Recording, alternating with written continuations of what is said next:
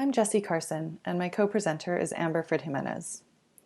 We will share key points from our paper, Designing Participedia, a collaborative research platform, which outlines how we used principles of feminist HCI to design a crowdsourcing platform for civic participation.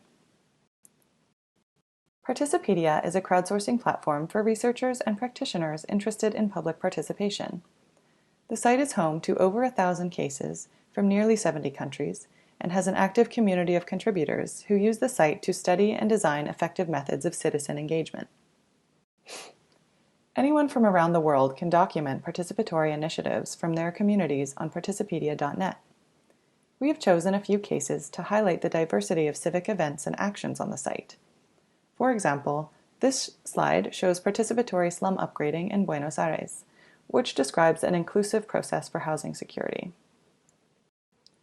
Here we see an image from Washington, D.C. during the Women's March in 2017, which is an important example of large-scale grassroots organizing. Researchers from Participedia collaborated with the advocacy organization Black Sash to organize this arts-based participatory action in rural South Africa to support seniors and people with disabilities access life-sustaining social grants. When the coronavirus pandemic began disrupting the world, the Participedia community immediately began documenting the surge of participatory responses. This well-known case describes the inventive ways in which Italians support each other while social distancing at home. By singing on balconies and banging pots and pans, citizens show solidarity with frontline workers and remind each other that we're all in this together. Participedia's contributors are working together in new ways to respond to the urgency of this moment. Our team of designers and technologists have been rapidly enabling these new initiatives. For example, last month we launched the COVID-19 Response collection on Participedia, documenting a range of civic actions from protests and mutual aid campaigns to hackathons and resource tracking apps. We attribute our ability to respond effectively to the current crisis to a solid foundation built on participatory design and feminist HCI principles. We will outline briefly how we applied these principles to the redesign of Participedia's legacy platform beginning in 2015. Early on in the design process, we made the assumption that a project about public participation should itself be participatory. However, we quickly discovered that this wasn't quite the case with Participedia. Over the next 5 years, we took concrete steps to make the design process more inclusive.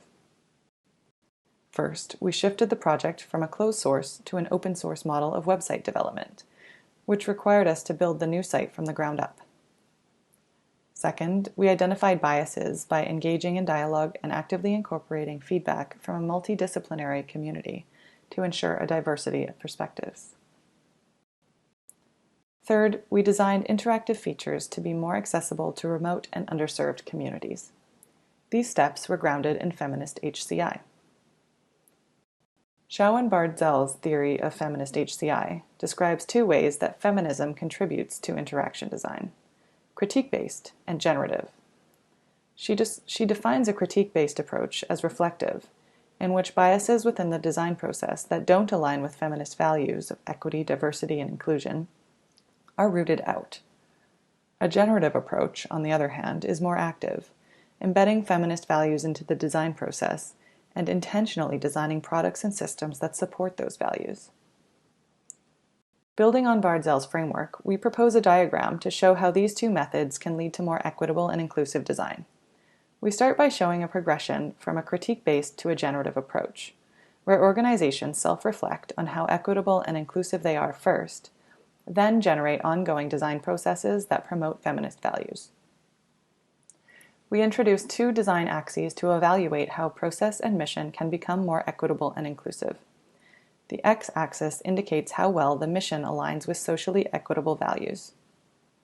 The y-axis indicates the level of inclusivity of the design process, asking questions like how intersectional the perspectives on the team are. Design projects become more generative when both mission and process align firmly with feminist values of equity and inclusivity. Applying a critique-based approach to redesigning Participedia revealed that while the project has a strong mission to promote social equity, it was being produced using unintentionally exclusionary processes. For example, early versions of the platform followed the dominant model of proprietary web development, which was undertaken by a private firm and led by predominantly white men.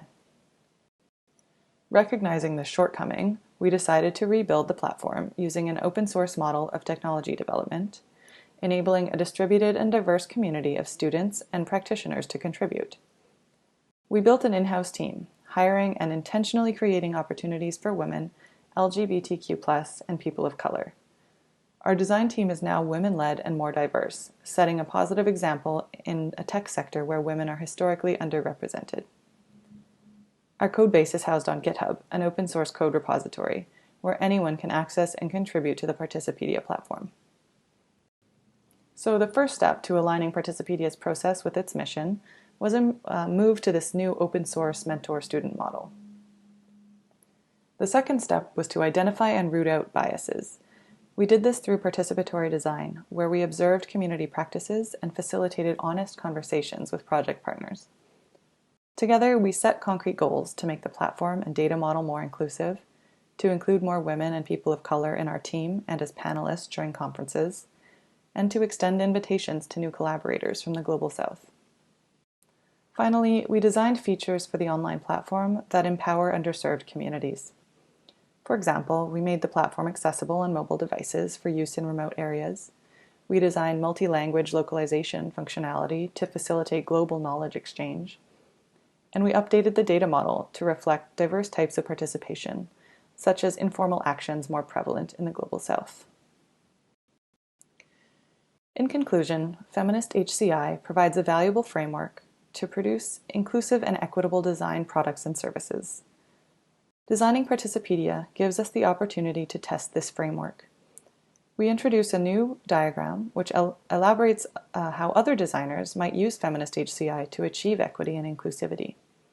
As we face the challenges of a post-pandemic world, we need everyone to participate in promoting democratic values. Building design methods that are equitable and inclusive is key to a sustainable future. We continue to engage directly with project partners, along with new collaborators who are interested in this work. In the next few months, we will be hosting a virtual data design jam on Participedia's GitHub, where we will invite the public to brainstorm with prominent political scientists and technologists from around the world to address how Participedia can help promote participatory democracy in a post-pandemic world. Follow Participedia on Medium, Facebook, or Twitter to get involved. Thank you.